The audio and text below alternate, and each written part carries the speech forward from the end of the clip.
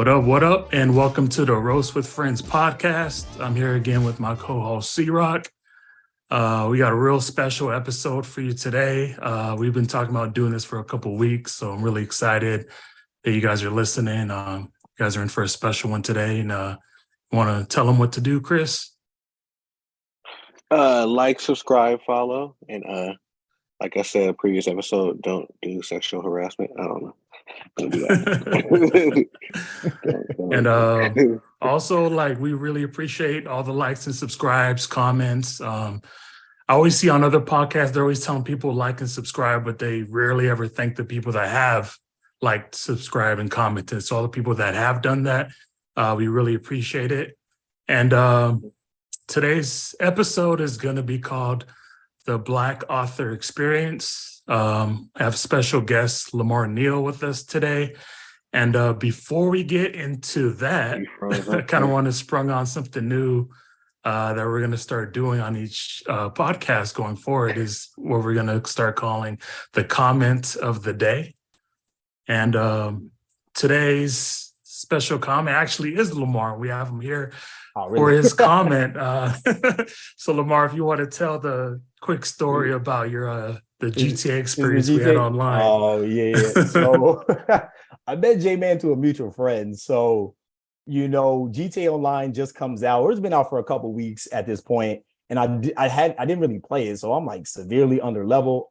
So our homie hops on there with me, make a new character. We're maybe level 5. So he hits up JayMan. JayMan hops on, and we're in this lobby. And JayMan, I don't know if you still are, but you were a troll. So there's this. I don't know if it's a man, I don't know if it's a woman, but it was a female character in GTA Online, and he is just trolling this person. This person was trying to be hospitable. They invited us back to their condo. JayMan come in damn, you ugly as shit. He is going off. So then we finally get back into the map, and this person had enough. So I'm just doing something. I thought I was in the buying clothes, but I was somewhere, and all I hear is JayMan go, "Oh, this bitch got a tank," and you just hear shit blowing up. And they were just in there just fucking with us the whole time. So we just had JayMan. He was the only one level, so he got rocket launchers. So me and the homie was just running behind JayMan "Hey, protect us," because all we had was pistols. We couldn't even buy body armor. So yeah. Oh man. Thank you for that story, Lamar. So that's one of the online experiences on GTA Online I've had with Lamar, C Rock as well. Man, again, I'm almost getting tears just thinking back to that. That was throwing sticky bombs on his little tank. Yeah, and then they put a hit on us. They put a bounty on us, and you was like, "You dumbass!" We together, so we just killed each other for the money. And then I think the funniest part I almost forgot to say is after we blew up his tank, he has to get out of the tank, and we're about to kill him. I was like, "Hey, y'all, put y'all weapons away. Let's just go beat his ass." We're just jumping this nigga in the middle of the street. Him in the nuts. One of the greatest online experience of my life. Thank you for that comment of the day. Yeah, and thank y'all. Oh yeah, thank you. And then so we'll go ahead and give it off to Lamar. Let him talk about his experience being a Black author, the hurdles, ups and downs, your books. So take it from here, brother. All right. Well, I appreciate you. I just want to say thank you again. I've been a fan since episode 1. Really, JayMan, I gotta give you your flowers, man. Some guy, you amazing too. I haven't known you, I've known JayMan, but JayMan, I've been a fan of you from, when our mutual friend played, I think it was Fat Bit Eating Chips in the Club, whatever song that was. To this day, I still show people that as you got to hear this. So, when you announce the podcast, I'll listen to every episode. I try to comment, I try to I've subscribed across all platforms. I love it, man. Appreciate I love what it. y'all doing. Thank you. Y'all have some great conversations, like the one with Shireen, I think last week. So just big ups to y'all. Thank you for this opportunity. And really just to kind of get started, man, I guess I'll start with just how it all began, really. So I always tell people, I've always been a creative person. Growing up, just doing the regular stuff kids would do, playing with his toys. I remember I had a chest full of WWF toys, Gundam toys, Dragon Ball Z toys. And I remember like watching Dragon Ball Z, and I don't know what happened, but something happened. Maybe it was Vegeta got his ass whooped, but I was so unhappy. I was so unhappy what happened. I was like, you know what? I'm gonna just redo this episode over with my toys. And I kind of acted out what I wanted to happen. And I was doing that for like the longest as a kid. Like I was just acting out different things. And then it became, instead of writing like my Dragon Ball Z or Gundam fan fiction, I just started taking those toys and like writing my own scripts, to the point of like, even like I had my little CD player, I had my boombox or whatever it was called. And I would be doing like underscore, I would have like soundtracks playing. So, you know, as I got older, I realized like I was just stimulating my creativity, and I kind of just pursued it a little bit more. So when I got out of my childhood and I was maybe like preteen, I started like writing poetry as like therapy, because I was just a little kid. I was filled with anger. So like it was my way of just kind of getting the anger out. And then, so yeah, I was writing poetry. And then as I got a little bit older, I started working on like novels. And then I just let it die for years. Maybe from like 15 to like 21, I didn't really write anything. I was like rapping, like JayMan, I think you heard some of it. Like I was rapping in church. I didn't even want to I rap. actually enjoyed it. I ain't gonna lie. I was a little I re- surprised. I didn't know what to expect. But Yeah. that little clip you sent, I was like, okay, Lamar. I appreciate it. I felt the flow. I couldn't like hear the lyrics too clearly, but I was feeling the flow, man. Oh, we jacked that. That was we jacked this. What was it? It was a Pac song. It was like In My Car, if you remember that, like riding down the street. Saw pretty good. We jacked that whole flow, but oh, I didn't even realize that. So we I love that song though. It was right. So it was a good song. So yeah, I was rapping a little bit in church because I had to. My mom forced me to do it. And then I'll never forget my first love. We all had one of those. You know, I was heartbroken. Like 3 years, I was just done. She broke up with me. I was in my room for like weeks. And I started watching, like I rewatched like Dragon Ball. I watched the Monster, the anime Monster. I watched Death Note, and really those animes really got me through what I like described as the worst time of my life, you know, up until that point. And I remember getting up, like Death Note was the last thing I watched. And I remember getting up to go downstairs to get food. And my mom was like, she knew I was sad. And she's like, hey, are you okay? And I was like, I'm actually great. And it just, I feel like that speaks to the power of like art. Like we come home and we use it to decompress. We use it to escape reality.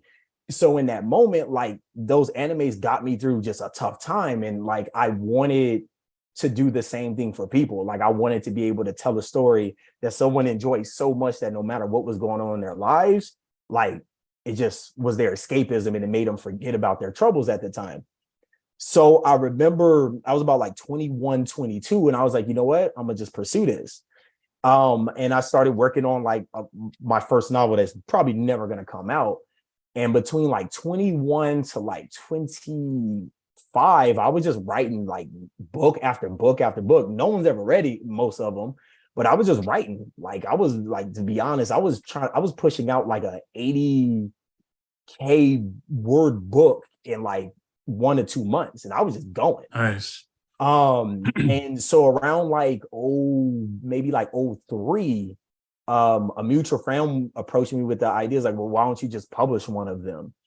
And so I wrote, and then that's when I published my first book, A Miscellaneous Eden.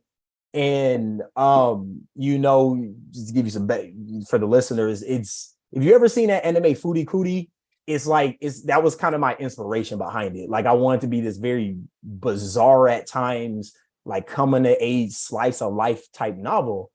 And at that point, I just did self-publishing. I didn't know anything. I was like, I'm gonna just put this book out, I'll figure it out. And then after that point, I published several books since then. So like I started publishing like poetry collections. So I have one called Pale. I have a book, We All Need Therapy. I have another one, I forgot about it, but somewhere over here. And then last year I published a book called Stages, a novel. And so I've done all of that since I was 21 or 25 when I published my first book. So yeah, like it's just, again, it was just my way of just trying to entertain the audience and just really have my stories or my words kind of be that therapy for people, or just that escapism that they need, you know, at that time. Okay. It's a great story. I actually have my copy right here, y'all. So Oh, I appreciate that. I got it That's off dope. Amazon. I'm gonna Oh, need it to get signed soon. I appreciate that so much because it was like it's been a journey, man. Like I said, after my first one of Miscellaneous Eden, I tried to like go the traditional publishing route, and that's kind of where some of my first challenges started coming into play because, as you probably can figure, the publishing industry, like other industries, is predominantly white. And Hmm. as Black men, we function in like white people's imagination as these symbols of like aggression, or like we're barbaric or inhumane, or like, so that spills over into, just anywhere, like any factors of life. So that spills over into the publishing industry, to where when you see, or even just pop culture or any media, honestly, and that's when you see Black men and Black people just being stereotypes, or people of color. So growing up, I couldn't really remember how many like Black people I saw in movies and TV shows that weren't playing some type of stereotype. And I definitely couldn't remember them in books. They had us reading shit like Huck Finn, where they, N-word Jim, and we were reading all those type of books like that. So for me, when I was trying to navigate through the publishing industry, I I was just turned off by the idea of trying to tell a Black story, or a story with Black people in it and people of color, and trying to persuade these white gatekeepers that my story is worthwhile to them. And these individuals, like I use the word gatekeeper because at times they really are gatekeeping. These white people are looking at people of color, me specifically as a Black man, and they get to make the deciding factor if my story is authentic enough or it's too authentic. And I kind of want to give this story. So when I was actually sending stages to like agents, like I was trying to find an agent with this book, they typically ask for you to send like the first chapter.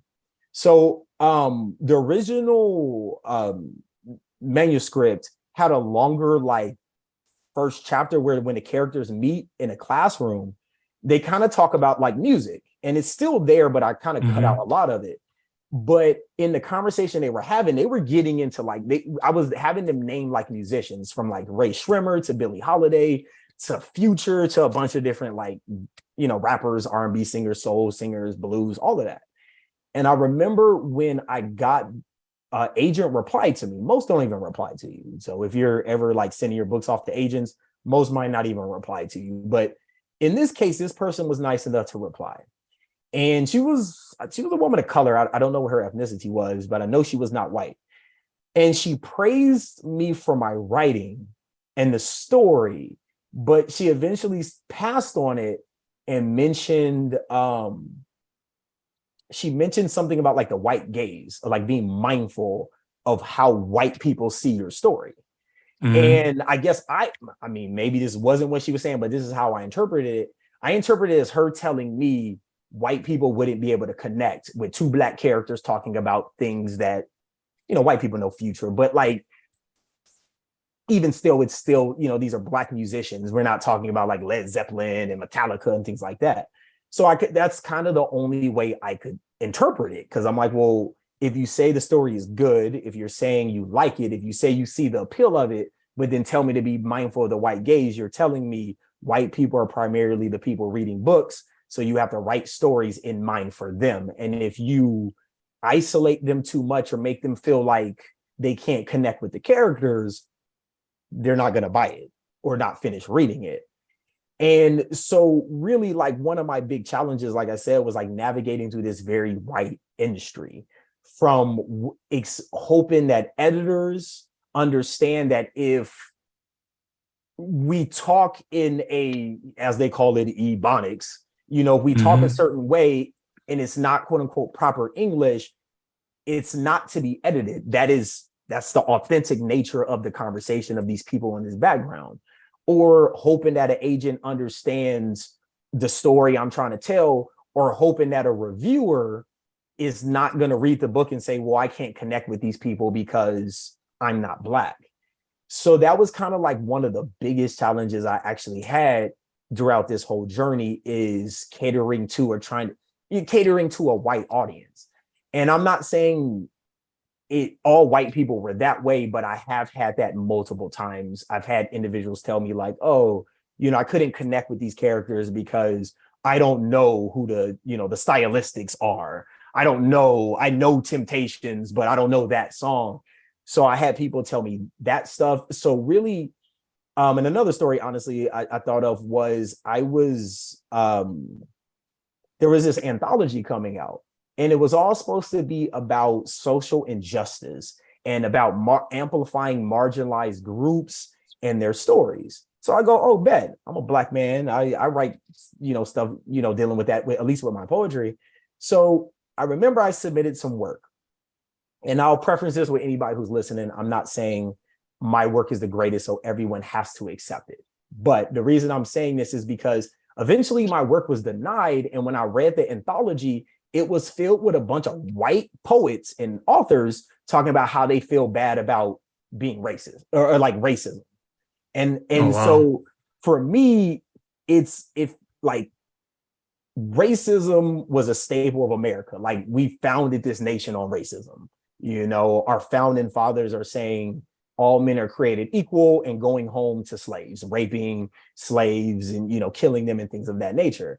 And so it feels like that impression is so just ingrained in our society that I feel like even when society tries to amplify our voices, they end up silencing them in a way or another. Whether it's now, hey, we want to hear from more Black gamers, but it's a white person curating the conversation. Or we want to amplify Black voices or people of color voices, yet now we have this anthology that's supposed to talk about it, and you are putting stories of, as a white man, this brown kid was being bullied, and I didn't say anything, but now I know it's wrong. I'm like, that's not amplifying Black voices or marginalized voices. That is kind of you having a pity party because you were a shitty person and you didn't stand up for someone who was being picked on.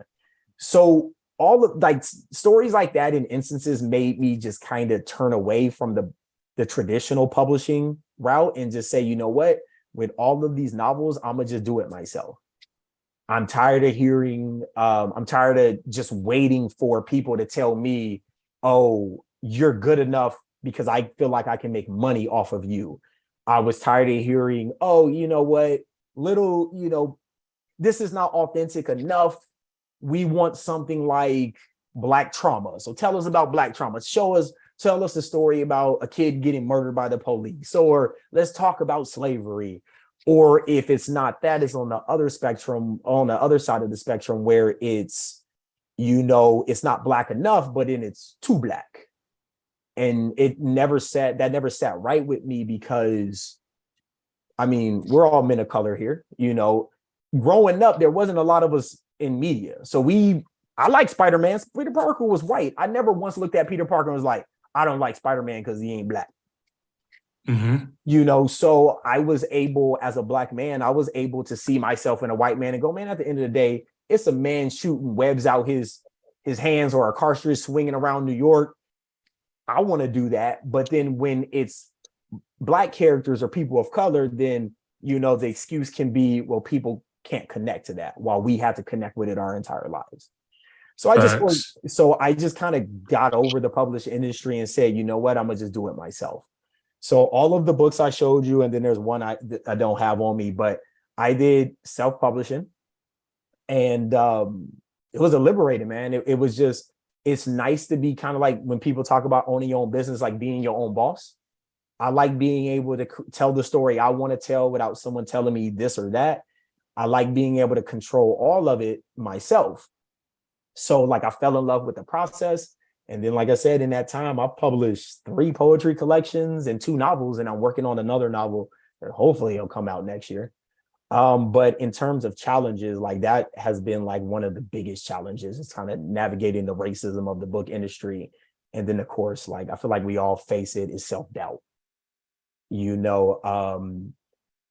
powerful, Artists, man. yeah, man, I appreciate it. But it's just, it's And that's why I appreciate y'all inviting me here, because it is something like a lot of times people reach out to me and they'll ask me for my experiences or they'll ask me how to do it. And I'm just like, I'll be honest with anybody. Like, I'll share my experiences. I'll share anything because I don't want to try to gatekeep information. I'm not trying to shy away from anything with anybody. Let's have this conversation. But like I was mentioning, or I was about to mention, was another struggle with self-doubt, which is like, art is so subjective. Like, it's not like, I guess, I don't know, like making a sandwich at Subway. Like, I guess there's only a few ways you can make a sandwich. But with an art, like, you can go about writing a book many different ways. There's no template to it.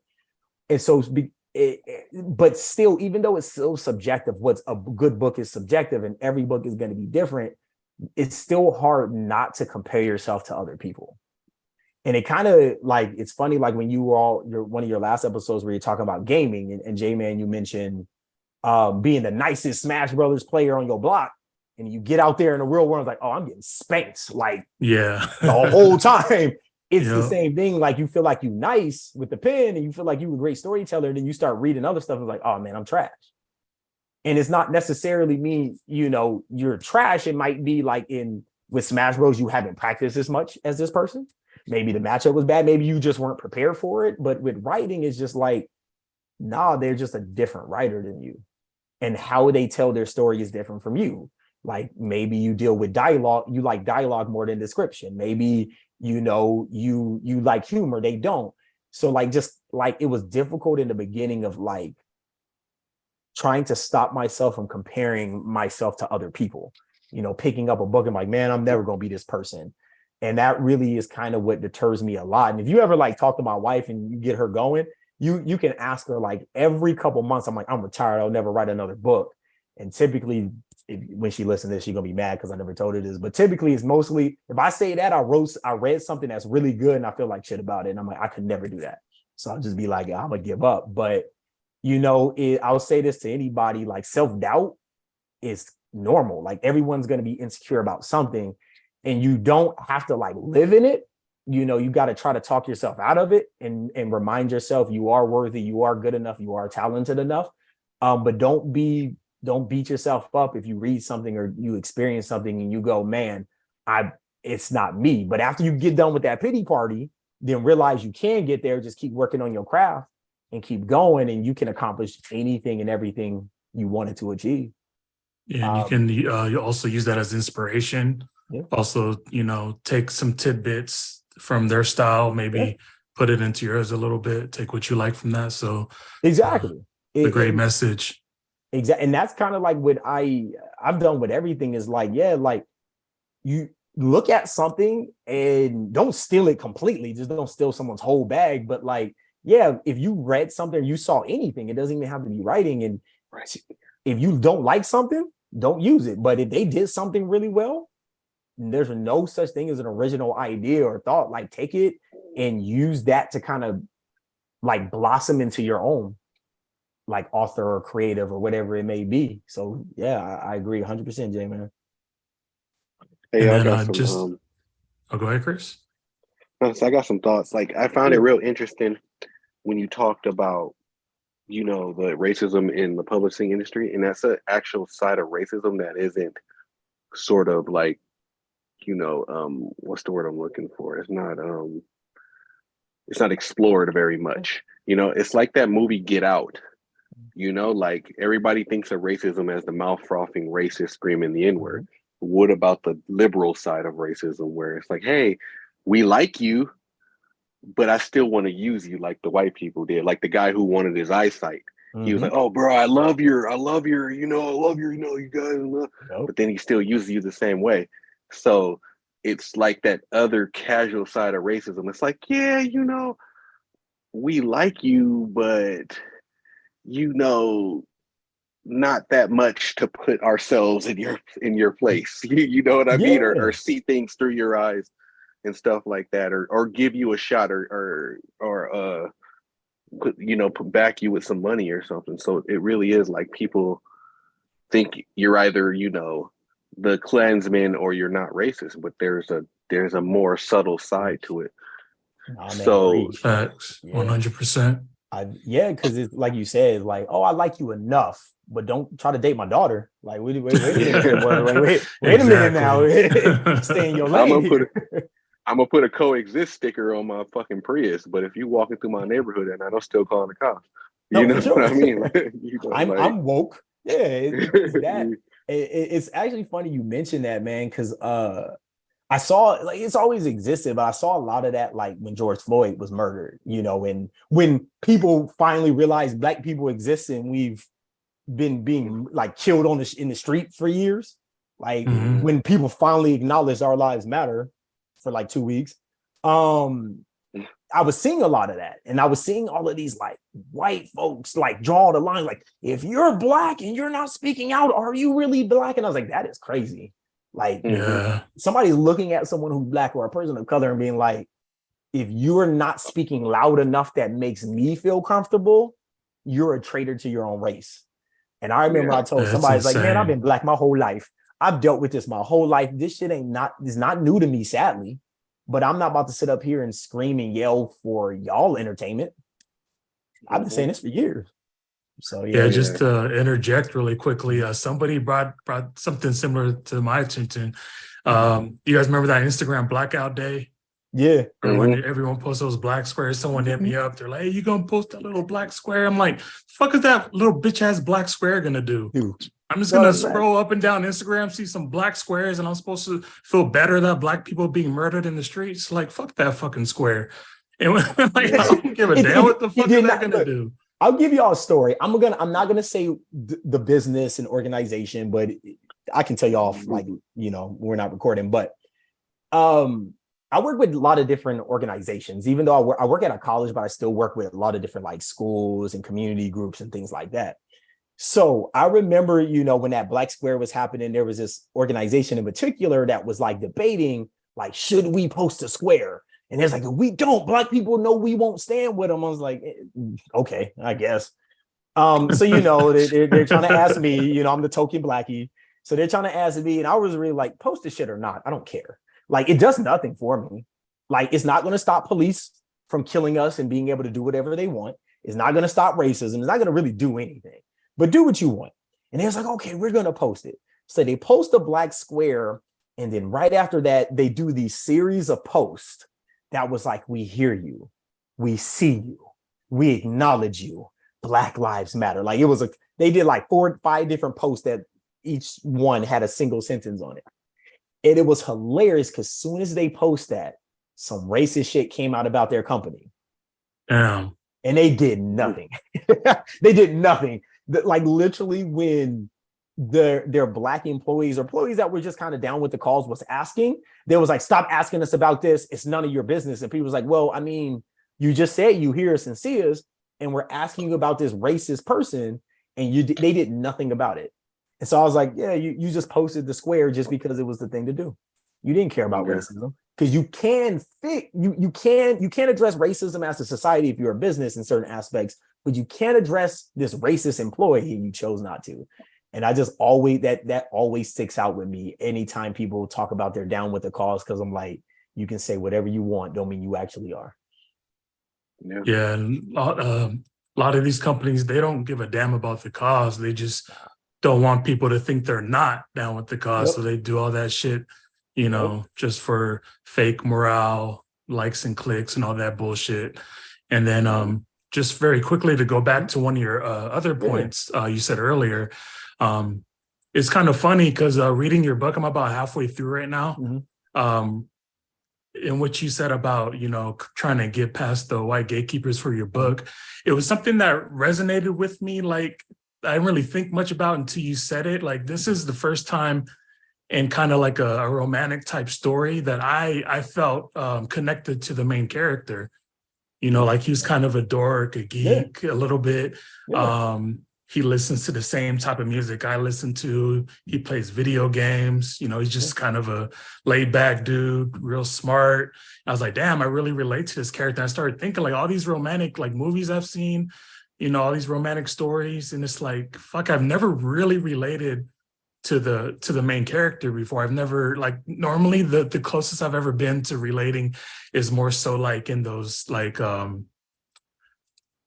like the Snowfall, like the gangster type Yeah. movies with like just the black, like I'm not gangster or nothing, Yeah. but it's like, that's the closest I've personally ever felt to having a relationship, is just the hood experience. And I'm not even hood at all, but it's like to have a normal black man, you know, just going to college, you know, feeling this girl. I was like, fuck, man, I've never related to a main character before. So I appreciate you for giving us that voice, and, you know, making us feel heard for the first time in a romantic book.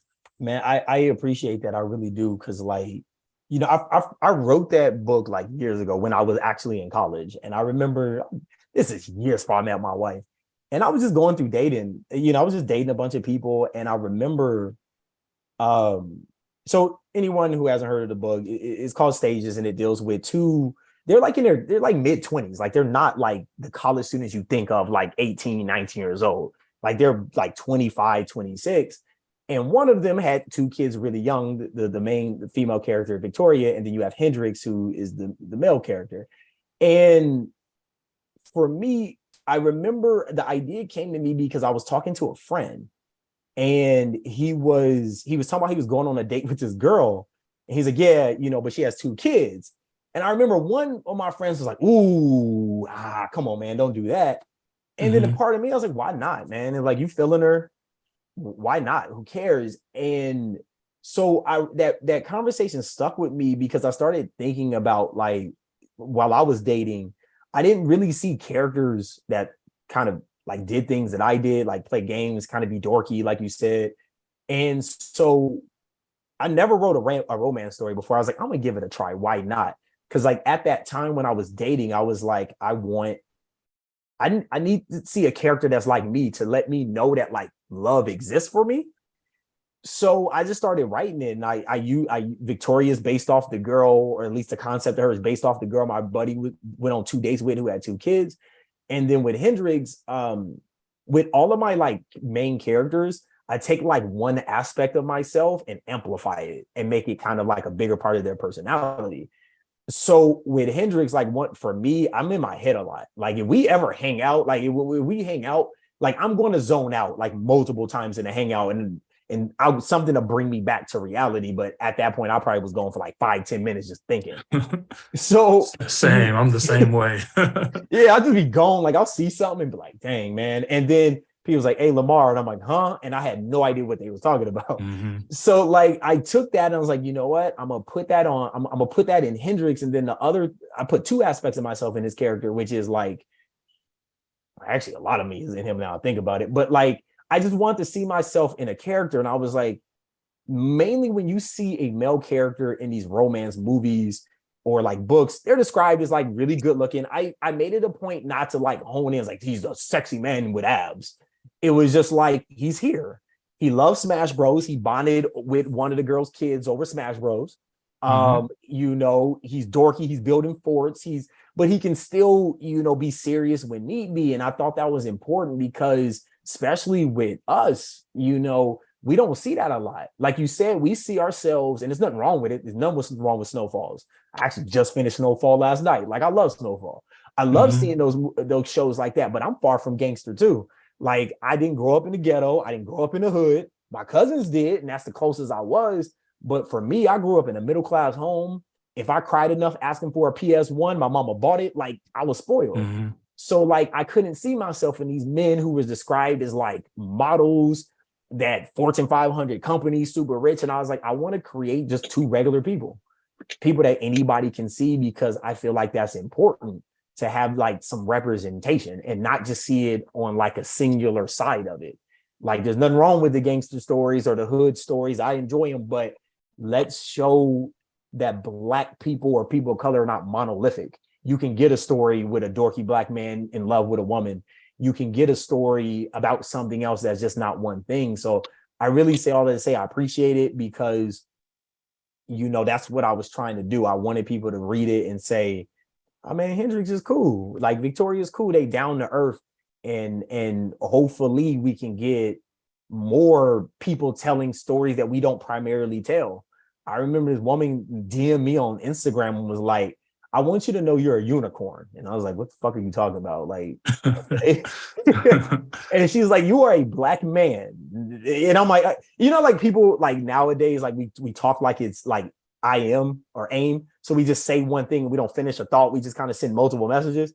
She's like, you're a unicorn. I'm like, okay, yeah. What do you mean? She's like, you're a black man. I'm like, I'm aware.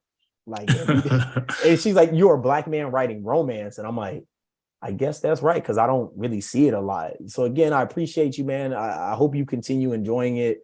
And I hope more people can read it. This book and other books I have and connect with the characters, because for me, and I know you said it was okay if I ramble, but I do feel like I'm rambling. But You're good, man. I wanted to show Black people in a contemporary setting that's just kind of get away from what we always see. So like with any story you get from me, you're gonna see these just us living our lives. And I'm a shy away from like all of that like trauma porn. And we're gonna get into just people just living their lives, because I feel like we don't see that a lot. Like it's very few movies. Like I try to actively think about it. And it's like, how many like stories have I seen with people who look like me to where they just living their life, falling in love, chilling without some type of racial aspect that comes in at some point, whether it's shoehorned or not. And the closest I got was The Wood. And it still has some trauma. And it does. And it still has some exactly. Still has some hood shit in it because he got beat up by what's her name? Gangbanger brother. Yeah, exactly. Yeah. It still have Bloods and Crips. Yeah. And you know, and I was like, I still can't think of them. And I might be missing some, but like, so I just felt like it was important to tell that story and kind of stay in that contemporary lane. And Boomerang came close. Boomerang did. You're right. That's another good one. I guess that's another movie where I felt like, but then like you said, you know, Fortune 500 company, you know, big shots. So I didn't relate to that part, but just the way they interact with each other, like, you know, that's the way I talk to girls, you know, kind of the way Martin Lawrence and Eddie Murphy were. So yeah, and I guess another one, Martin. But Martin. Oh yeah, Martin, the TV show. Hell yeah, that's true too. So yeah, and but Fresh Prince was probably the closest to me. Exactly. So like it wasn't a lot. So I was like, you know what? I just want to go follow the tradition of these shows and these movies and things, and just kind of shine a different light on us and be like, man, we dorks too. We can play video games. You know. So again, I appreciate you, man. I hope you continue enjoying the rest of the book. Of course, man. Yeah, I'm excited to finish it. I know. I guess I'll start it. I guess I'll get me a copy. I appreciate it, man. I really do. Oh yeah, quick shameless promotion. Get your boy Lamar Neal's book, Stages. Again, you can get it on Amazon. I'm not sure where else he has it. And then Lamar, if you want to like shout out like your socials real quick so people can give you a follow. Yeah, so I'm on Instagram. It's my handle is The Ghost Charade. So, you know, ghost like, you know, Boo. Casper. Yeah, there you go. I was thinking of Boo from Mario. Like Casper, and then charades, like the game of charades. So The Ghost Charades. Twitter is just Ghost Charades, no the. And I'm on TikTok. Just look up Lamar Neal. To be honest with you, I don't even know what the hell my username is on TikTok, which is probably terrible because I'm supposed to be promoting myself, but I have no idea. But yeah, you can definitely go on to Instagram. There's a link there. You can find a link to that book and all my other ones. It's funny, like what you brought up about how we're in these like sort of lanes as Black men, like with the you know, you're either the hood dude. It's like, all right, you know, think about every Black man that's in like a romantic story. They're either a hood nigga or some hyper sexualized fuckboy. Yeah. You know, like, and it's like that's the only two we could really. But shout out Hitch. Weird because it's just like I don't know. Yeah. He was a good one. He was actually one of the good ones. My bad. Go ahead, C Rock. No, you good. I was just, I don't know if it's the chicken or the egg thing. I don't know if it's like something that we created or something that we're sort of trapped in because who are the main consumers of the media. You know what I mean? But it's just like on some level, we are the trendsetters of Black people. We make everything fucking cool. Like, and I think if we consumed more normal Black people doing normal shit, and it'd become cool. You know what I mean? Too many people on my McDonald's Wi-Fi right now, so you know. I mean, I guess I got the sense of it, the gist of it, which is like. Which part did you guys not hear? It was towards the end. You were saying how we the trendsetters, and then we start consuming more. Yeah, we are normalized, like normal shit. But then that's when I lost you. I don't know what JayMan. Some really good stories, man. Yeah, man. I appreciate it. It makes sense, but now thinking back, I would have never known that had you not, talked about those struggles you had to deal with. Yeah, man. It was like when I got that first email and it was saying like, be mindful of the white gaze. It really just threw me back. And it's one of those things, like you said, like I guess, like especially as a black man, like but you don't really think about it. Like I don't think anyone has ever looked me in the eyes. Like think about what white people think. Outside of like, be safe in certain spaces because you don't want them to mistake you as your aggression or something, and mistake your behavior as aggression and kill you. But I've never heard someone like, hey, man, when you're creating something or doing something, you have to appease white people. And I'm like, damn, that like messed me up for a while, like a long time. Like it almost made me not even want to do anything because I'm like, well, then what's the point? I feel that. And then that's kind of similar to, I don't know if you remember, Chris, how you were telling me that all those actors from the movie Friday, like Chris Tucker, John Witherspoon, Bernie Mac, they only got paid $5,000 for their role in the movie Friday. And then I was telling you that like it kind of makes sense because Ice Cube had to put up for that movie himself because there was a white man standing in his way that didn't understand that black people would love a movie like Friday that was hood, but at the same time, it wasn't just 100% gangbanging. It was fun. It was silly. The crackhead was fucking hilarious. Like a white person didn't have the foresight to understand that was going to spawn off one of the best trilogies and, for black people. So, it's kind of a similar wall that Lamar has to deal with his books. Because it's one thing like with all of that, like, I think people underestimate. It's weird. We moved the needle, like you mentioned, but in the same vein, we're treated like we don't have like a strong enough presence in America or in other places. And because like the reason I say that is a lot of times I hear like, oh, well, if we put two black people in this book or two black people in this movie, it becomes a black film.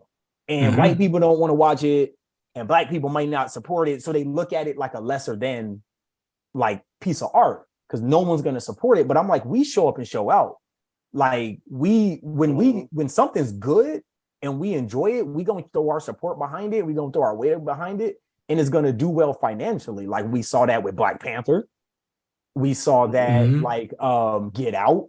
We saw that with all Jordan Peele movies. Honestly, there's so many things. It's just like, we just don't throw our support around everything because we kind of like, because we deal with so much, we can spot like, we know when something's genuine or not.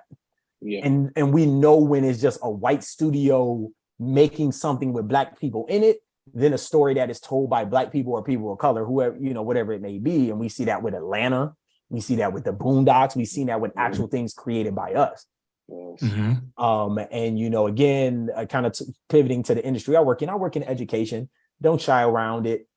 Like with us, with black causes, they don't really talk about a lot because it's like, well, they're 11% of the population. So yeah, like they don't see us as like having like that much power. So because we don't have a number, like the number game, like some groups, they just don't really cater to us. And they think like we can't financially back something and to be successful.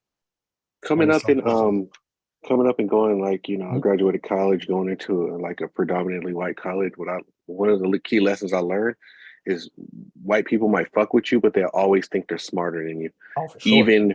Even when it comes to black things, they will think they know blackness better than you.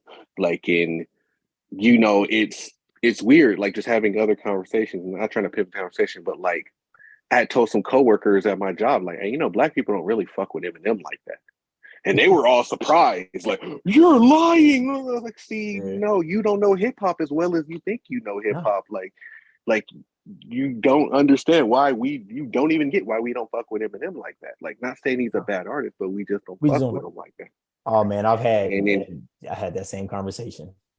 and like it's weird and it's like, yeah, so that's just like I said, that's just one thing I've noticed. And like the one place I like, and what I realized too about a lot of these people is like, remember that OJ Simpson's little show they had on Netflix, and the People versus OJ, it came Oh out. Yeah, I've seen that.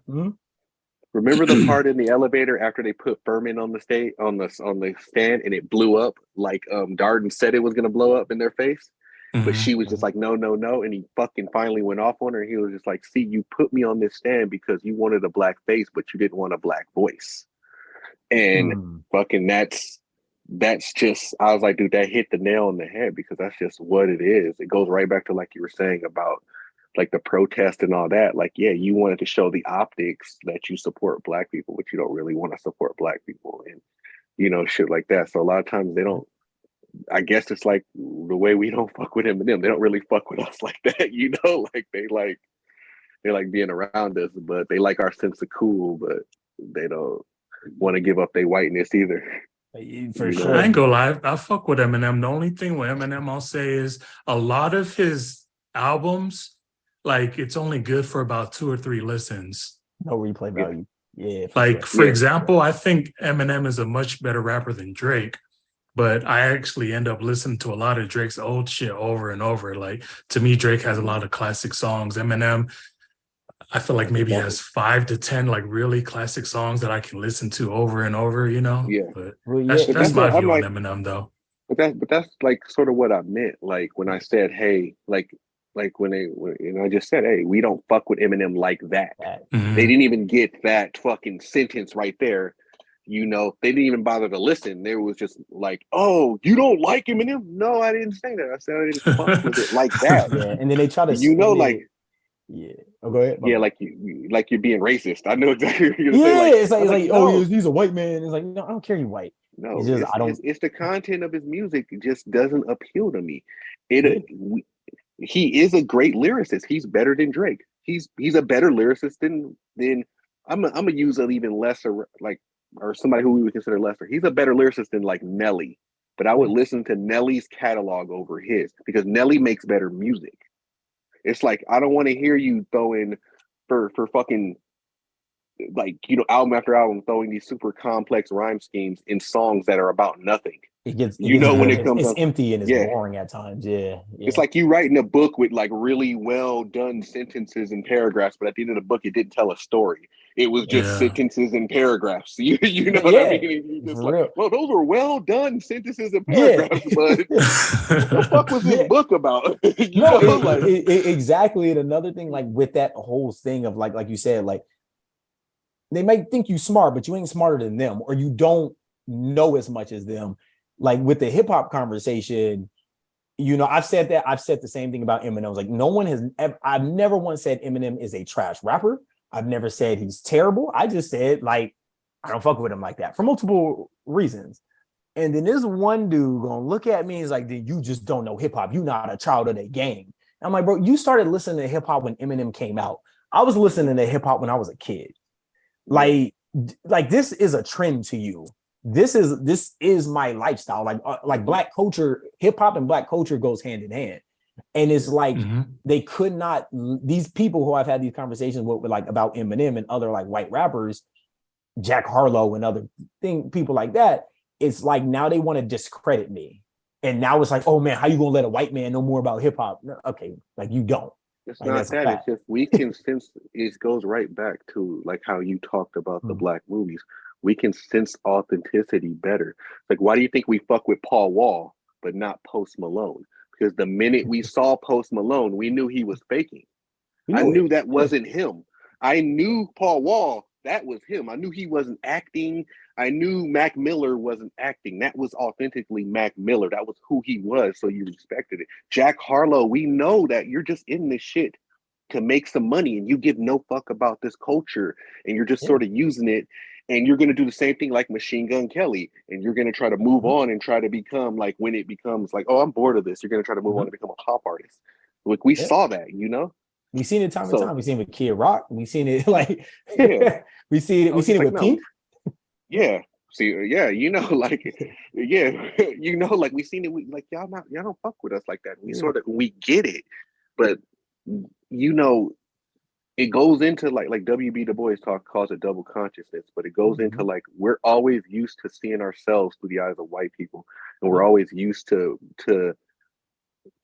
being hyper aware of our surroundings, of who we are, the how other people perceive us, to where we're able to do that, to like sense authenticity in people a little bit better than people in the dominant society.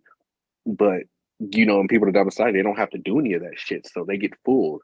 Like Exactly. how they got fooled by the Black Lives Matter organization. Like, why do you think no black people are sitting here like, oh my God, they stole our money? Because we fucking know that they were grifted. Yeah, I do. I We could have see it. told you that. Like, them niggas is grifting.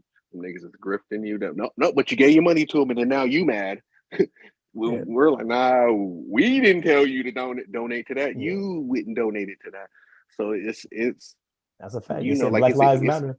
And I said, all yeah, right. all right. Now I ain't you give want you some no money. money. What does that got to do with my life mattering? Why do you need Yeah, my money? exactly. Black Lives Matter, nigga. I know, but I'm not paying you for it. What am I getting for this donation, my nigga? Like so. It's like it's like weird, like you said, having to operate in those sort of like circles, because like that's why I asked JayMan to do this podcast with me a long time ago, and at first he didn't want to, and then I drug my feet for a long time, because being somebody who's like a black leftist, there's gatekeepers into like black leftism and getting popular and like getting your podcast up there and getting it noticed. And if you're not getting shout outs and like essentially being picked by these white leftist groups, you're you have a hard time making it. You know what I mean? So it's just like, I didn't want to be doing this content and they be pissing in the wind. You know what I mean? It's just like throwing this stuff to try to help people, and then it just goes nowhere. You know what I mean? But now I have to like sort of prove my blackness and authenticity to like some white dude on That's the YouTube. craziest thing. That's the craziest thing, dude. That when I like mentioned, like I came into this publishing, trying to publish all my books and thinking I'm gonna be dealing with a get out of here, nigga. I don't want to read this shit. But it's not. It's not that. It's like it's the other side. It's really like these people looking at you and be like, man, you ain't black enough. Like, where's the drugs? Where's the cocaine? Or like someone reading a book, like good book, not shitting on this book at all, but like The Hate U Give. They read Hate U Give and, oh man, this poor girl is code switching and they killed her friend. The police killed her. I understand the black experience. I know you don't. No, you read a book. Like, and now they're taking that and now they want all black authors or all black stories or all black people to fit in that mold.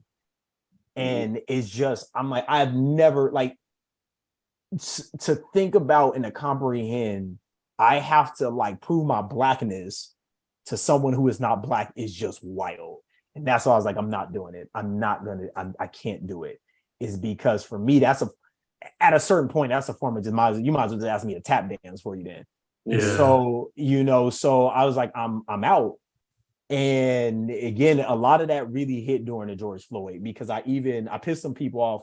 I published this poetry collection called Ruthless Aggression. I love wrestling, so it's named after like the era in wrestling, and like all of the poems were like named after like wrestlers, but there was a few in there that deal with like racism, like Hulk Hogan, and some other ones. But there was one in particular where essentially it was kind of like, all right, white person, you down for the cause, but like just because you say you're with the cause don't mean you're not racist, or you don't hold these racist beliefs or think I'm inferior to you. And I pissed this lady off. Like, it was like you would have thought I went in her house and like kicked her baby out the window. Like, she was that upset. And now a part of me, like, I had to stop myself, because like this is someone I was like, I guess I'm cool with.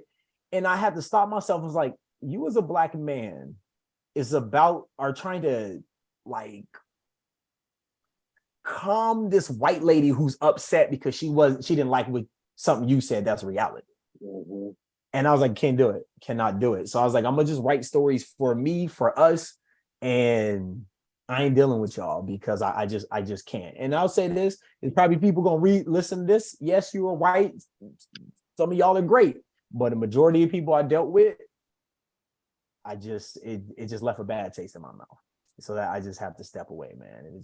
It's unfortunate because there's probably an author out there that is probably dealing with the same things. And I'm not saying this to say you can't get published in the industry, because you definitely can.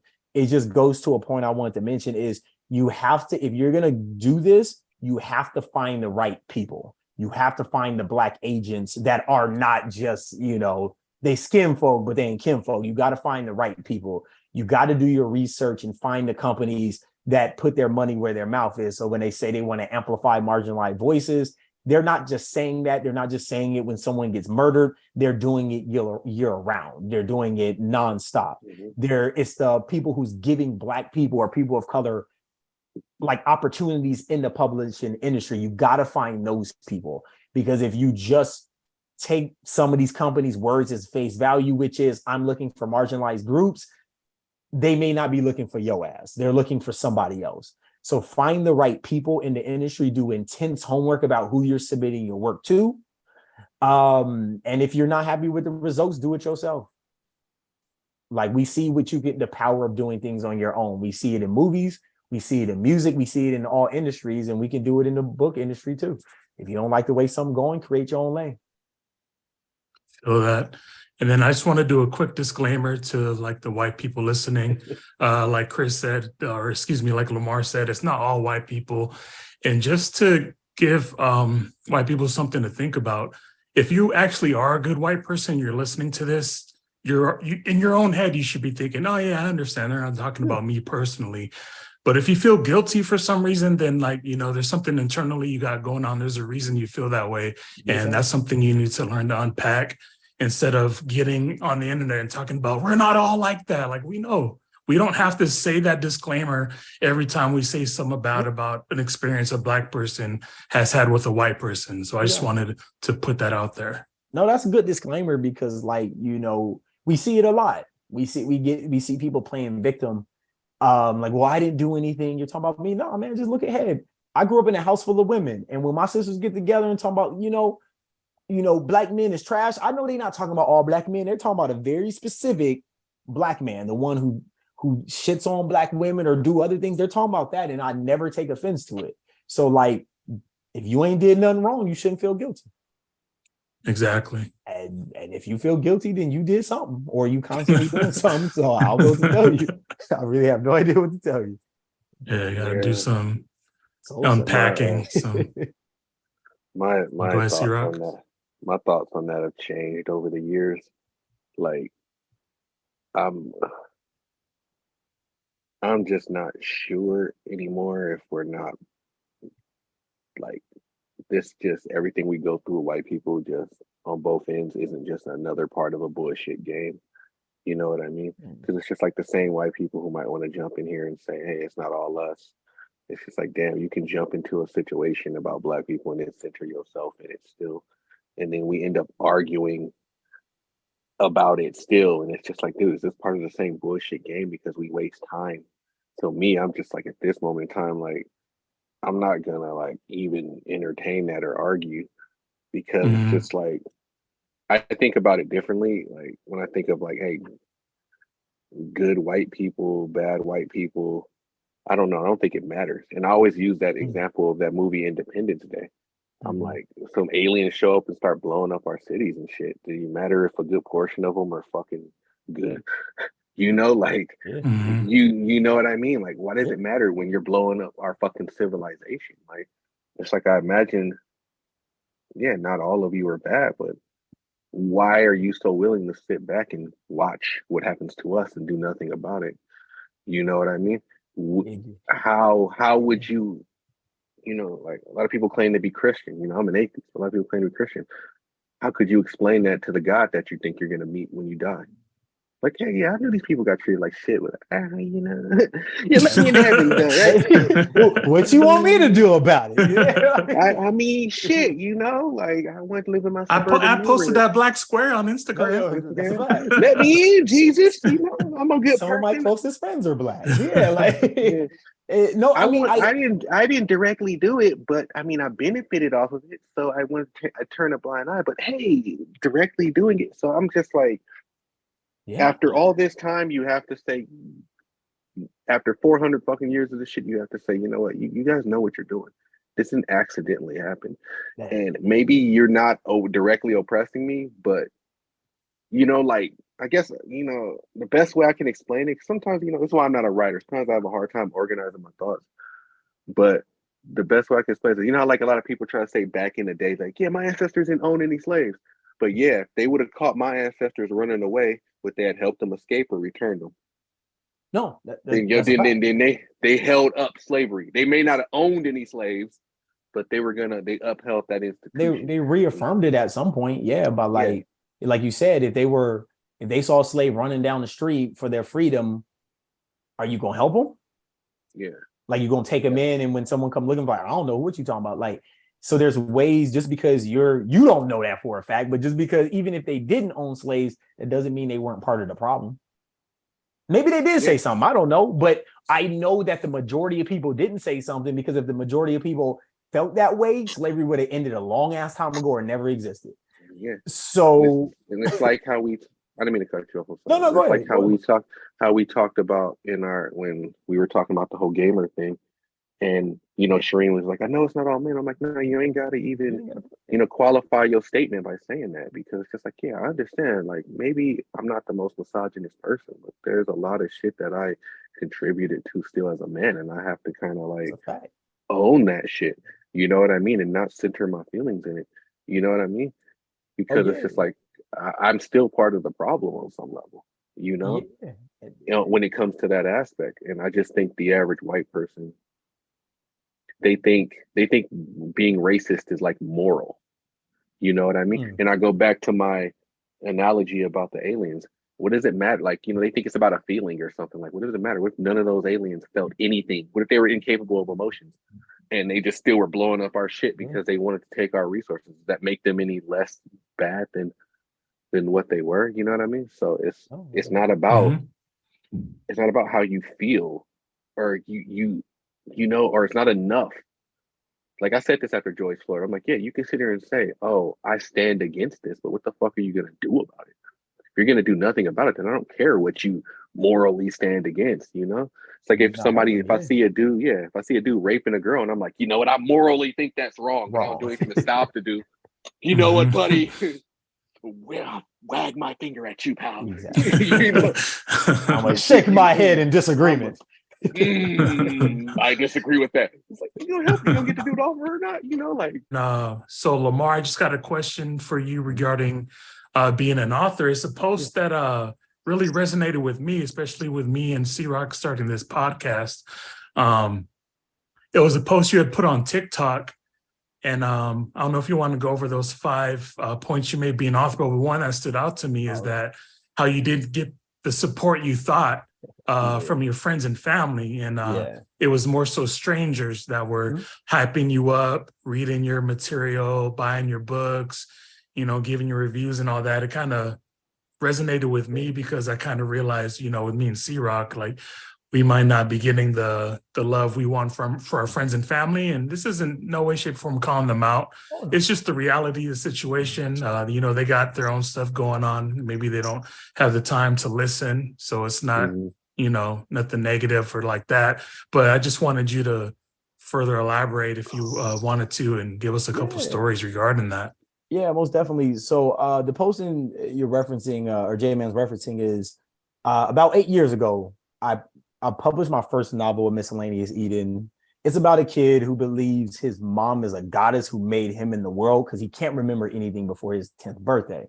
So it's a coming of age story that deals with him and dealing with that reality of like his mom is just flesh and bones like everybody else. But anyway, like when I published that book about 8 years ago, and there was a few things that I realized since then. And the 5 things I kind of talked about was, number one, like writing the book is the easy part. And that's with anything. That's an analog for anything, like whether it's doing a podcast, writing a script, writing a song. That's the easy part of everything. It's the promotion, the marketing, all that other stuff that is hard, because when you're a creative, if you like writing, writing is the easy part because that's what you love. That's your passion. But if you don't have a passion for marketing, you're going to dread every moment of that, because this is something you don't want to do. And you're not you just don't know how to do in some cases. So that was the first point of like the writing, the creation of the part of the book or the project is the easy part. I forgot my points here, but the second one I mentioned was support is not an obligation. Just because someone is your loved one or they're your friend, your brother, your sister, doesn't necessarily mean they're going to be the ones supporting you as much as you would hope or like. Some of my closest friends and people I love hasn't even thought about buying one of my books or even reading it. And a lot of the support I found out there was from people who I rarely even talked to or didn't even know. Like, to be completely honest, me and JayMan have known each other for years. We've hung out a few times through a mutual friend, but him and I have never just went and hung out like by ourselves. And we haven't had just conversations on a day-to-day, even monthly, even yearly in most cases. And he bought my book and read it. My mom ain't even picked up a book I wrote. So, that was the second point of like, you're going to find support outside of these people that you think are going to support you, because they're going to have their own lives. I'm not even mad at it. Another point was, you have to give yourself grace in whatever you're doing. Like, you're creating something and you're going to mess up. You're going to look back on it and be like, man, that was trash. That was a mid. But like, give yourself grace and realize that you said you wanted to do something and you did it, and you're growing throughout the process. So honestly, I forgot the other 2 points. I think one of them was like publishing, like take pride in being a self-published author. Just being a traditional published author doesn't mean you're the gold standard and you're successful. And then actually that reminds me of my last point, which is redefine success. Oftentimes we think success is being a millionaire, selling millions of copies of a book, or having millions of people listening to our podcast, selling out arenas. But that, just because you don't achieve those things, do not mean you're a failure. For me, when I first started, it was like make or break. If I don't make this much money, I failed. And it wasn't until like a teacher came up, she messaged me. I deleted my Instagram I published my poetry collection, We All Need Therapy, like in January of like 2000 and like maybe 19. And a month after I published the book, I got a shitty review. I deleted like all my social medias. Like, I just went ghost for like 10 months. And I came back on social media, and one of the first messages I got was from this lady, was like, hey, I'm glad you're back. I was trying to get a hold of you because she teaches K through 12. I don't know what grade. And she's like, I shared your poetry to some of my students, and it resonated with a lot of them, to a point one of my students read your work at, I don't know if it was a talent show. I don't know what it was, but I forget, but he read it somewhere. And that moment made me realize, like, success isn't just selling 1 million copies. I changed somebody's life. That's powerful, man. That's a great story. So I realized, like, success isn't just being a millionaire, and it's just touching, motivating one person or changing one person's life. So those were the 5 points. And like you said, JayMan, or you alluded to, like, people have lives. And they may not be able to get to your stuff. And that doesn't mean they don't support you. That don't mean they love you. They might not just like your content. They might listen to something you made or read it and was like, this is ass. But it doesn't mean they don't they love you any less. You just might not see that support. So those are the 5 points in question. And I'm glad it resonated with you, man. I really did. Yeah. That's like definitely resonates, especially like I said, with us starting this podcast. A lot of what you said parallels to, what me and C Rock are going through. And so I thank you for making that post, because, and it's funny because I think you did it a while ago. And then I made my I made the TikTok for our podcast and it popped up again. So it's almost like the algorithm was like, nah, nigga, you now that you're doing your own thing, you need to see this again. So I was like, man, it's really powerful. And then the last thing I wanted to ask you is, outside of buying your book, how can your friends and family like help support you outside of just, buying it, like commenting, reviews, or, anything else that I'm not mentioning? Yeah, I mean, so to an author, the biggest thing you could do is review it and obviously share it with other people. So algorithms like on like systems like Amazon, and there's other like book reviewing sites, they don't really push your stuff unless you have a certain amount of reviews. So especially Amazon, if you have less than 50 reviews, just forget about it. Like after a certain while, they're not gonna like they'll send out emails saying like, hey, J Rock, you read this book, you should read like Lamar's, or you should read JayMan's. If you don't hit that 50 review limit, you're not going to be included in emails like that. And essentially your book is going to just get buried in just the world of the internet. No one's going to be able to find it on Amazon unless they specifically look for it. So I would have never known that. Yeah, I didn't. Like, I found that out like second book. I was like, oh, that's good to know. Yeah, so there's always supporting, like reviewing it. If you liked it, review it. Share with other people, like, hey, go check this out. That word of mouth goes a really long way. And I think those are just kind of the two big things. And then, with any type of creative, I think it's always just like, hey, man, you keep at it, like keep doing it. I think all creatives need to hear that, especially like if you're not getting the results you hope for in the beginning. Like, it's easy to be like, you know what, screw this, I'm done. But to have someone reach out and just be like, yo, I enjoyed the podcast, or I enjoyed your song or read your book, like that's that motivation, it's that fuel to kind of keep the creative going. So, always sharing some kind words if you have them, reviewing the book, obviously buying it, and spreading the word. Those are kind of the big things you can do to support any creator. Great points. Yep. All right, so I think we're gonna go ahead and start wrapping it up. Lamar, the floor is yours. If any other stories, experiences you want to go over before we get out of here? Nah, man. Just want to say, like with anybody listening who has a dream, no matter what it is, definitely pursue it. There's no dream too small. There's no dream too big. Oftentimes the arts get kind of dragged through the mud. Like, can't be a career. It's just something you do. You can definitely pursue it. Like professionally, you can pursue it. It doesn't just have to be a hobby that you just keep to yourself. Don't let anybody discourage you from that dream. Keep working. You can always follow me again. My social media accounts on Instagram is The Ghost Charades, all one word. You can follow me if you ever need to reach out and just talk it out, or ask me about the publishing process. Reach out. You got a fan in me. You got an ear in me. I'm always here to support anybody. And with that, again, thank y'all for the opportunity. I loved our conversation, even the ones that weren't even talking about my book. Those some of my favorite conversations, to be honest, throughout the night. But thank you for this opportunity, and again, I appreciate it. Thank you for coming. Thank you for coming. This was this was fun. That was some really deep conversations we got into, from Lamar's experience being a Black author, and to me, C Rock, and Lamar's experiences just being Black in this country alone. Thank you so much for tuning in to another episode of Roast with Friends. And anyone want to say something during the outro? All right. And I want to say something. All right. I'm just kidding. I didn't have nothing to say. Thank you, y'all. Thank you, y'all, for all right, tuning in, y'all. Peace. And we gone. Peace.